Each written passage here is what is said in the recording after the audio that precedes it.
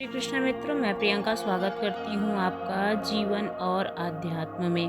कैसे हैं आप सब? उम्मीद करती हूँ आप सभी लोग अच्छे होंगे, स्वस्थ होंगे। मित्रों, इस बार का जो प्रदोष है वो रवि प्रदोष है, क्योंकि 19 तारीख को प्रदोष पड़ रहा है। मैं आप लोगों के लिए लेके आई हूँ रवि प्रदोष की कथा। एक समय सर्व अणियों में हितार्थ परम पावन भागीरथी के तट पर ऋषि समाज द्वारा विशाल गोष्ठी का आयोजन किया गया। इस सभा में व्यास जी के परम शिष्य पुराण वेता श्री सूत जी महाराज हरि कीर्तन करते हुए पधारे। श्री सूत जी के आते हुए देख करके सौनकादि 88 ऋषि मुनियों ने खड़े होकर के दंडवत प्रणाम किया। महाज्ञानी सूत जी ने भक्ति भाव से ऋषियों को हृदय से लगाया तथा आशीर्वाद दिया। विद्वान ऋषिगण और सब शिष्य आसनों पर विराजमान हो गए। सौनकादि ऋषि ने पूछा, हे पूज्यवर महामते, कृपया यह बताने का कष्ट करें कि मंगलप्रद कष्ट निवारक यह व्रत सबसे पहले किसने किया था और उसे क्या फल प्राप्त हुआ था। ऋषिवर कहते हैं कि एक गांव में अति दीन ब्राह्मण निवास करता था। उसकी साध्वी स्त्री प्रदोष व्रत किया करती थी। उसे एक ही पुत्र रत्न था।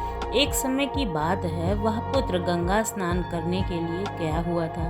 दुर्भाग्यवश मार्ग में चोरों ने उसे घेर लिया और वे कहने लगे कि हम तुम्हें मारेंगे नहीं, तुम अपने पिता के गुप्त धन के बारे में बस हमें बतला दो। बालक दीन भाव से कहने लगा कि बंधुओं, हम अत्यंत दुखी ब्राह्मण हैं, हमारे पास धन कहाँ है। तब चोरों ने कहा कि तेरे इस पोटली में क्या बांधा हुआ है। बालक ने निसंकोच भाव से कहा कि मेरी माँ ने मेरे लिए रोटियां बांधी है। यह सुन करके चोरों ने अपने साथियों से कहा कि साथियों, यह तो बहुत ही दीन दुखी मनुष्य है, अतः हम किसी और को ही लूटेंगे।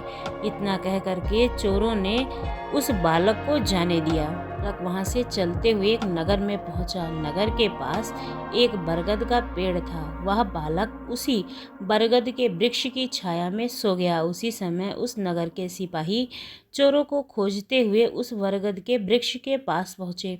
बालक को चोर समझ करके बंदी बना करके राजा के पास ले गए। राजा ने उसे कारावास में बंद करने का आदेश दिया। ब्राह्मणी का लड़का जब घर नहीं लौटा तब उसे उसके पुत्र की बड़ी ही चिंता हुई। अगले दिन प्रदोष व्रत था। ब्राह्मणी ने प्रदोष व्रत किया और भगवान शंकर से मन ही मन अपने पुत्र की कुशलता की प्रार्थना करने लगी। भगवान शंकर ने उस ब्राह्मणी की प्रार्थना स्वीकार कर ली। उसी रात भगवान शंकर ने उस राजा को स्वप्न में आदेश दिया कि वह बालक चोर नहीं है, उसे प्रातःकाल छोड़ दिया जाए, अन्यथा उसका सारा राज्य वैभव नष्ट हो जाएगा। प्रातःकाल राजा ने शिव जी की आज्ञा अनुसार उस बालक को कारावास से मुक्त करा दिया। बालक ने अपनी सारी कहानी राजा को कह सुनाई। सारा वृत्तांत सुन करके राजा ने अपने सिपाहियों को उस बालक के घर भेजा और उसके माता पिता को राज दरबार में बुलाया। उसके माता पिता बहुत ही भयभीत हो गए थे।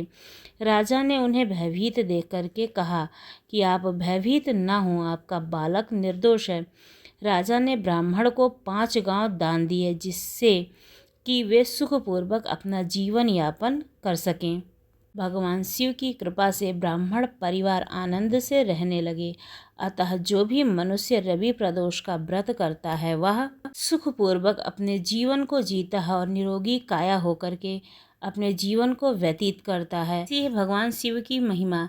आइए जानते हैं कुछ खास उपाय। यदि आप कर्ज से परेशान हैं और धन की प्राप्ति दूर दूर तक कहीं भी नज़र नहीं आ रही है, तो चैत्र प्रदोष वाले दिन किसी भी शिवालय पर जाकर के ओम नमो धनदाय स्वाहा मंत्र का 108 बार जाप करें और साथ में ओम नमः शिवाय मंत्र का भी रुद्राक्ष की माला पर कम से कम 11 माला जाप करें।